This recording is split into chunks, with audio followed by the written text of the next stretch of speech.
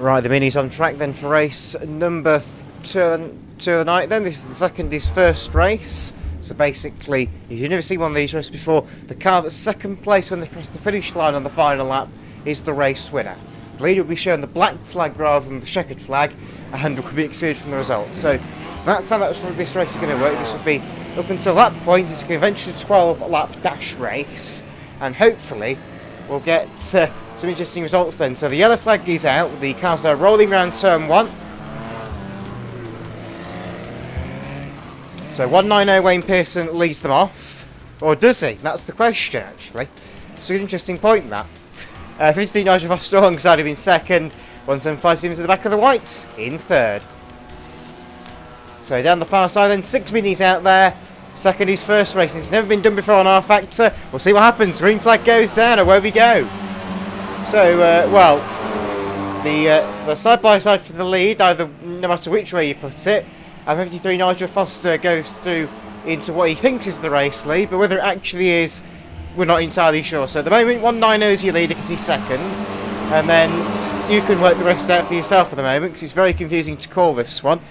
HJ3 Kevin van der Bosch coming through on the inside for fourth place on the far side. They go side by side into the turnstile bend.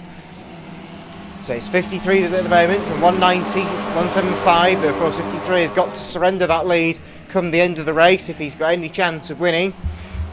It's a very bizarre and unusual complex, this race. It's nothing like I've ever called before. 145 Scott Keating coming through for fifth place on the inside on turn 4. The 83 car now drops to the back into sixth position then. So still 53 your leader on the far side from 190 in second, which is all important in our second place, like we say. 175 is looking to come through for second, gets some two wheels very briefly there, but manages to hold on to it.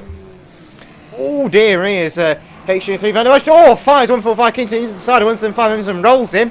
That was a very good move from Kevin, it must be said. Got two cars in one bend, he didn't gain anything out from it though. 190 Pierce, I think, he's now realised his mistake and he's trying to let 53 Foster back through. Brakes have been applied on turn 1. 145 Kingston trying to go around the outside of them. 53 Foster over the winner's ramp. That's the next race, Fozzie, watch out. As into the wall there goes 145 Scott Kinton. 190 Pearson's back to first. 53 Foster goes in for a lunge on the 83 car and puts them both in the fence. That was 293 going for the lunge, I apologise. Those cars are a bit similar from a distance, and 83 nearly goes up and over on the far side. 53 Foster's turned aside as managed to whip back round with the front wheel drive. So 190 is first. 83 is second. Was rather, as 293 now goes through for second after putting the 83 car in a half spin. So it looks like 190 Pearson's got the brakes on again. Oh, roll over, got a roll over. Over goes 83 Ben Simpson on the fourth bend as 293 Van der Bosch has a bit of a wiggle on. He's trying not to run away with this race, and for the only time I'm going to let him get away with that. Now 53 Foster University takes the lead without meaning to. Van der Bosch goes back through and has put the brakes on again. 190 Pearson just sat here. 293 Van der Bosch turned aside on the home straight. Oh dear me, this is absolute carnage. So 53 Foster is first place. He didn't want to be first place though. He's just taken that by the virtue nobody else wanted it. 175 Evans a lap down. So I think we've got 2 laps to go, and we'll see what happens on the remaining laps. So it's 53, 190 and 293 the top 3. 83 comes through for fourth place now. And now 53 Foster's got the brakes on, and he's rolled himself over. Oh dear. So what's going to happen here then?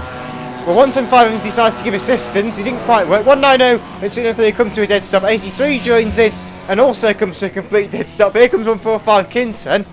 He's stopped as well. So got a track blockage pretty much developing up there. Van der Bosch puts the brakes on. 145 Kinton breaks through and decides he's going to get first place. 83 second place, ideally placed at the moment. Last bend, 145 Kinton puts the anchors on the end. Here come the rest of the field into the bend together. 175's a lap down, he doesn't really matter in all this. 83's been put sideways, and here they come to the line. Who's going to get it?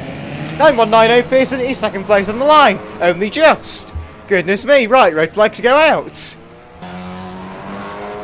Well, here we go then with our 4th out of 5 races tonight. This is the ramp race. So this is a conventional race as far as the driver's concerned, apart from one minor detail. The ramp on the far side has to be used by every car on every lap. So this could be interesting to see what happens. Now, what's going to happen here, we don't know. Again, much like what we saw in the second of his first race, this has never been tried before. So, yeah, let's see what happens then. So, the same 6 intrepid mini drivers back out there for another 12 laps of absolute carnage. We've even got some Swiss rolling that music for them. So, the car's just been thrown on the rolling start, and that's looking a bit aggressive on the home straight. Yep, Van der Bosch crashes before the green flag's even gone down. Perfectly in theme with the race, we've got to say, I guess. So, once again then, the same 3 white tops lead them away. And this time, they can go hell for leather and not have to worry about having surrendered the lead on the final lap.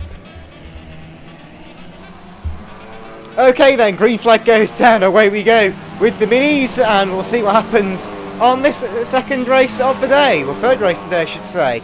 So, 53 Dodge leads the way. Here they go the ramp for the first time.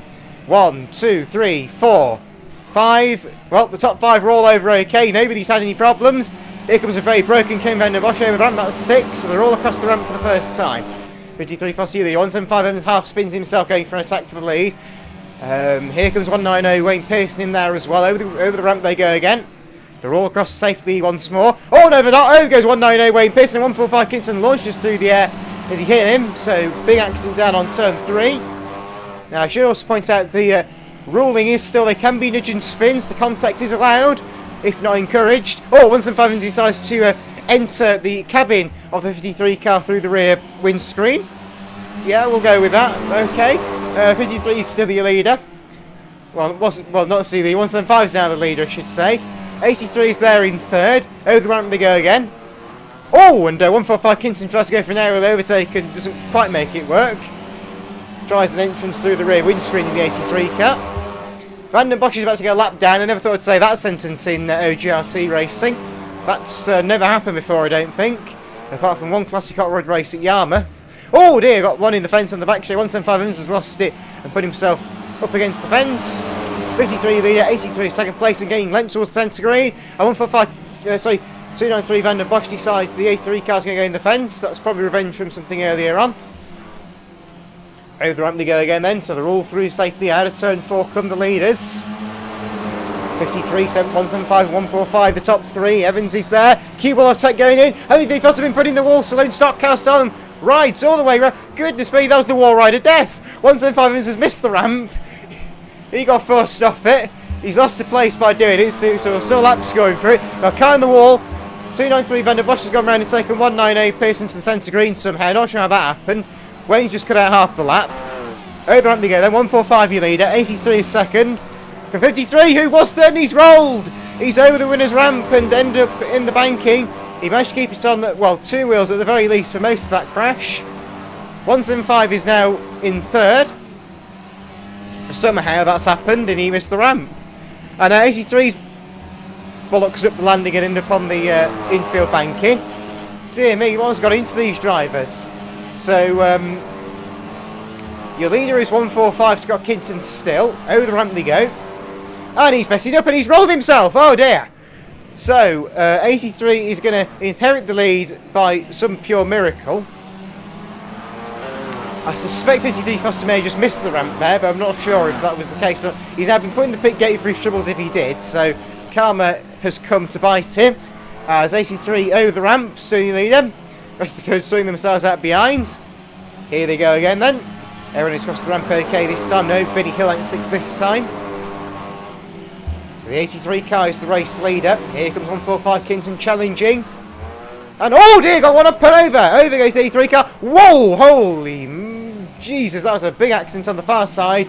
And it's going to be checkered flag time for 145. Scott Kinton of all people. 175 is second. 83 somehow goes for third. 190 is fourth. 293 is about 2 laps down in sixth. And 53 he's home in fifth. Red flags please, thank you.